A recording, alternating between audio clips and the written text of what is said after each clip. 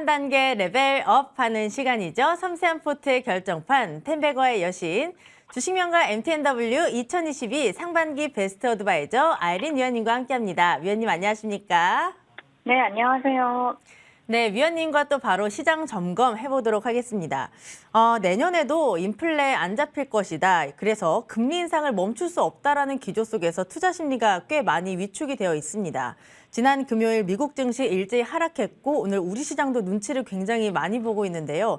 이번 주 첫 거래일인 만큼 오늘 우리 시장이 어디로 갈지 굉장히 궁금합니다, 위원님. 자세하게 분석해 주세요. 자, 이제 2022년도 거래일을 오늘을 제외하게 되면은 8일을 이제 남겨놓고 있는 상황인데요. 그렇다면 우리가 8거래일 동안 어떻게 잘 매매를 해서 시장 마무리를 할 건지 조금 살펴보시면 좋지 않을까. 지난주부터 말씀드렸던 부분이 오늘부터 해서 시장은 좀 소강 상태로 이어질 가능성이 높다 말씀드렸고, 점진적으로 거래량이 좀 줄어들 수 있다 이렇게 말씀드렸는데요.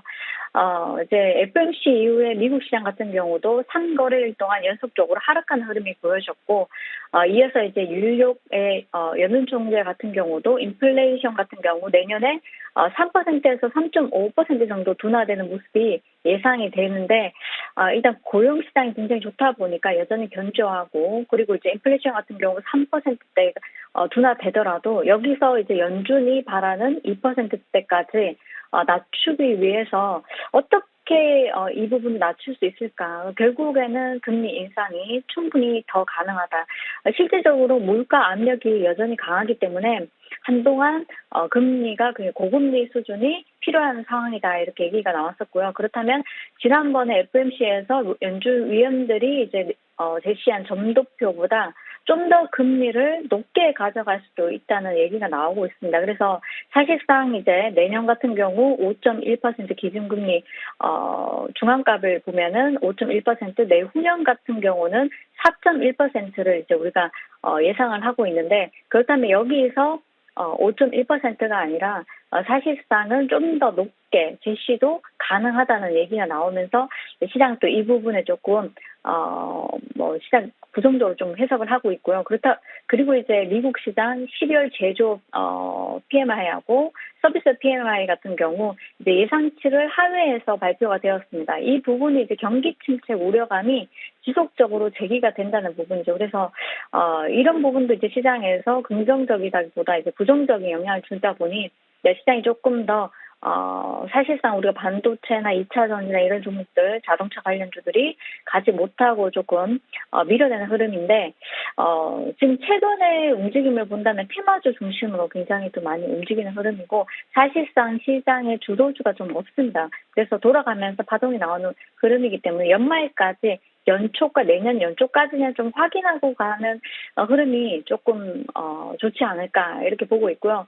또 이번 주에 미국의 주택 가격 지수뿐만 아니라 잠정 주택 판매 지수, 그리고 11월 PC 개인 소비 지출 지수까지 발표가 되기 때문에 이 부분도 우리가 경제 지표 발표 조금 더 참고를 해야 될 것 같고요. 또 중국 같은 경우는 위드 코로나로 이제 전환을 하면서 내년에 주요 정책을 결정하는 중앙경제공작회의에서 일단은 소비를 좀 되살리고 민간 기업을 지원하겠다 이런 얘기를 내놓았는데, 우리가 리오프닝 관련주 같은 경우는 사실상 이제 급등했다가 조금 밀어내는 흐름도 보여지지만은 이제 단기적으로 우리가 내년 초반까지 본다면은 코로나 확진자 수가 늘어나더라도 일단은 리오프닝 관련주도 지속적으로 관심을 가질 필요가 있다 이렇게 말씀드리고 싶고요. 그 안에서 이제 조금 파동을 많이 높게 목표치를 잡았다면 목표치를 조금 낮추고 이제 가져간다면 충분히 가능하지 않을까. 그리고 항공주는 여전히 좋은 흐름으로 오늘도 제주항공이 조금 밀어내는 듯 하다가 다시 플러스로 이제 돌아섰는데요. 지금 현재는 박스권이라고 말씀드렸습니다. 그래서 이 부분 잘 참고하셔서 홀딩 전략 세워드리고요. 또 이제 경기 침체 얘기도 나오고 있고, 골드만삭스에서도 최대 4,000명 정도 감축을 한다는 소식이 전해졌는데, 전체 근로자 수의 8% 정도 해당한다고 합니다. 그래서 이런 인력 감축 가능성을 제시하다 보니 지속적으로 여기에 대한 비관적인 이제 시장 쪽 비관적인 의존도 좀 나타나는 부분이 없지 않아 있고, 이익뿐만 아니라 매출 침체를 좀 어느 정도 억제하기 위해서 적극적으로 많은 업체들이, 많은 기업들이 비용 관리를 나설 것이다. 그래서 골드만삭스뿐만 아니라 많은 기업들이 이렇게 인력 감축을 하지 않을까. 예. 그래서 이번 연도 중반부터 해서 하반기에 굉장히 이런 얘기가 많이 나와줬는데, 내년 상반기에도 이런 소식이 지속적으로 전해질 가능성이 높다. 그래서 이 부분은 우리가 시장이 조금 더 박스권에서 움직일 수 있고 추가적인 하락도 가능하다는 부분 좀 참고하시면서 전략적으로 조금 포트 가져가시는 것이 좋아 보인다. 그래서 연말까지 지속적으로 말씀드린 것이 포트에 어느 정도 현금 비중을 두시고 종목은 두세 종목으로 짧게 가져가시는 전략이 유효하다 말씀드리겠습니다. 네, 우리 위원님이 자세하게 시장 분석을 잘 해주셨는데요. 포트에 현금 비중을 두고 종목 두세 종목으로 잘 포트를 꾸려가 보자라고 하셨습니다. 오늘 위원님이 노란톡에서 이렇게 말씀을 하셨습니다. 남은 2주 동안 선택과 집중을 하자라는 이 말씀이 오늘 저는 딱 머리에 기억이 남거든요. 보니까 오늘 포함해서 딱 9거래일 남았고 오늘을 제외하면 8거래일 정도밖에 안 남았습니다. 남은 시간 넥스트 레벨만 잘 보셔도 올해 마무리 잘 하실 수 있을 것 같은데요. 오늘의 종목들도 기대해 보도록 하겠습니다. 첫 번째 특징주 바로 YTN입니다. 올해 또 방송국 관련주들이 핫했는데 오늘은 YTN을 주셨거든요. 이 종목의 분석 부탁드립니다. 자, YTN 같은 경우 급등 이후에 굉장히 많이 밀어낸 상태에서 단기적으로 지난주 금요일에 급등이 한번 나왔고요. 오늘도 한 번 더 이제 보합권에서 이제 VI는 들어가지 못했지만은 다시 한 번 더 정고점을 한번 터치해주는 흐름이 보여졌는데 추가적인 상승도 충분히 가능하지 않을까 싶습니다. 아직 21일까지는 시간을 2, 3일 이틀 정도 두고 있는 흐름이고요. 한국마사회가 오는 21일에 이사회를 열어서 YTN 주식을 9.52% 매각 추진할 것이다. 그래서 이런 소식으로 인해서 오늘 장도 다시 한 번 더 반등이 나와줬고 추가적으로 단기적으로 또다시 한 번 더 급등 파동 나올 수 있기 때문에 YTN 같은 경우 종가에 잘 한번 지켜보시면 좋을 것 같습니다.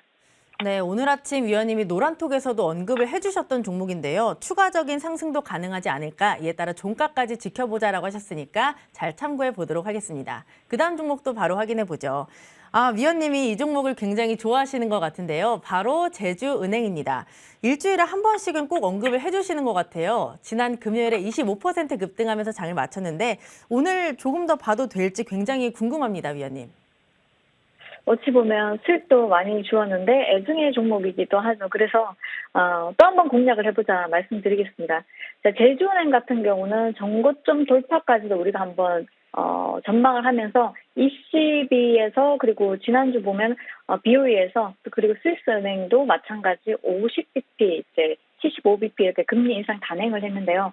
금리 인상 단행을 한 이후로 이제 동사가 이제 급등했다기보다는 이런 부분도 있고 시장 약세 전망되면서 은행주들이 또 상승 흐름을 타는 반면에 또 이제 매각설까지 이제 내놓으면서 인터넷 은행 진출한다는 소식도 있었고요. 그래서 제주은행 같은 경우는 급등 이후에 쉬어가는 흐름에서 다시 한 번 더 오늘까지 파동이 나오셨는데 오늘 같은 경우는 지난번에 이제 고점까지 갔다가 밀어내서 어느 정도 물량 소화하는 그런 구간이지 않나 싶고요. 추가적인 상승도 충분히 나올 수 있지 않을까 싶어서 오늘 종가 정도에 관심 있게 보시면 좋을 것 같습니다.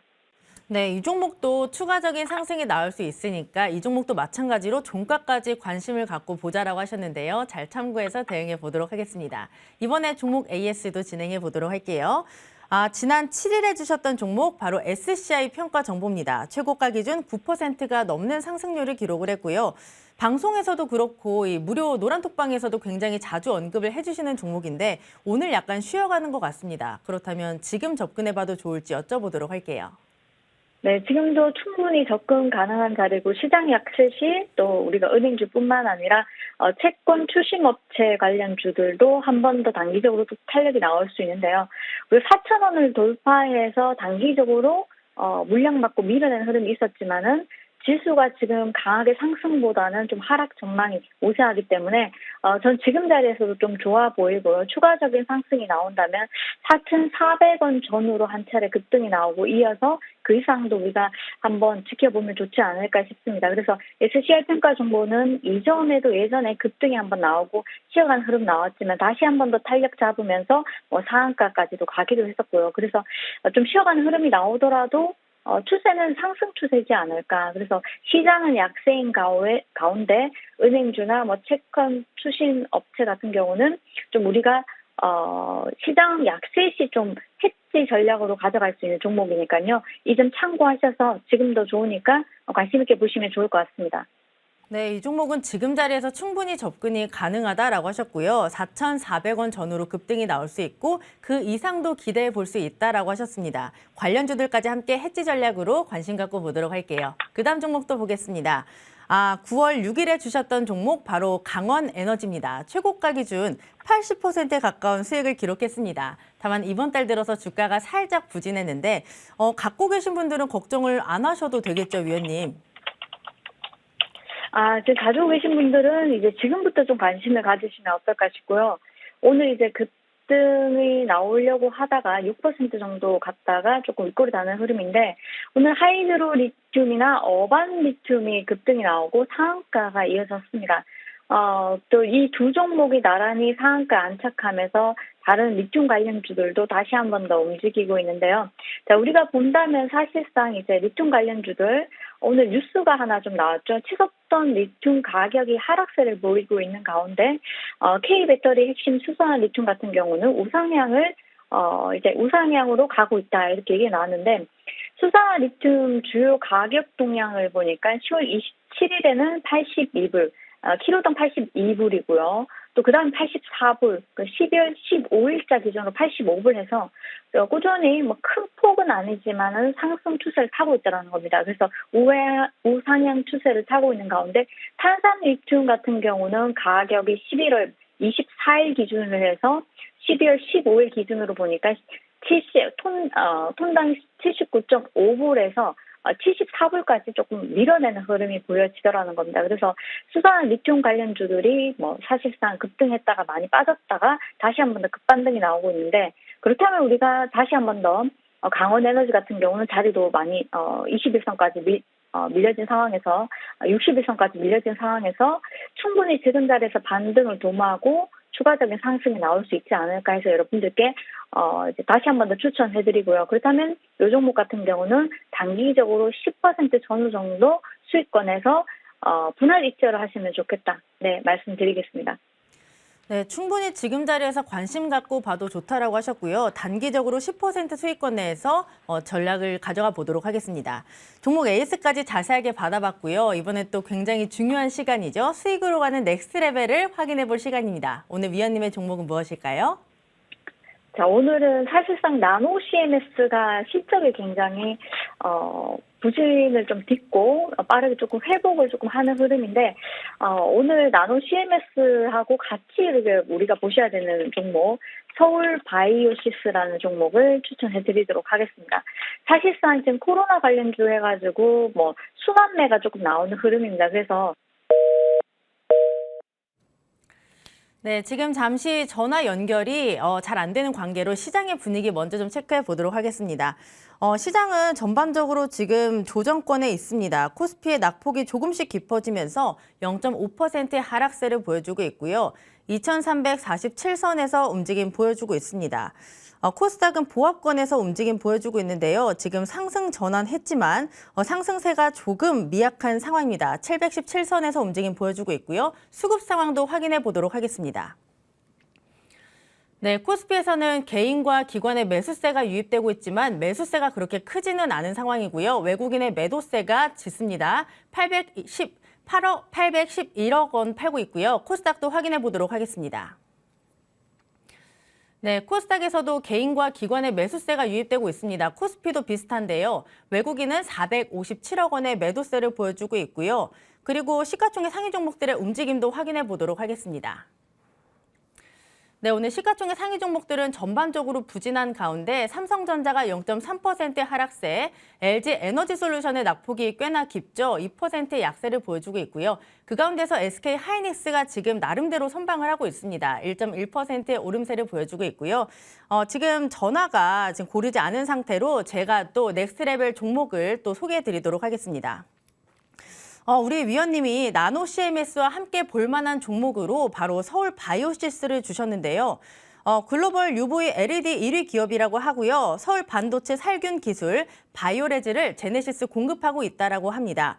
코로나 바이러스 살균이 가능하다라는 이런 모멘텀까지 안고 있고요. 매수가는 6,000원에서 현재가까지, 목표가는 7,000원, 손절가는 5,400원. 잘 참고해서 대응해 보시길 바랍니다.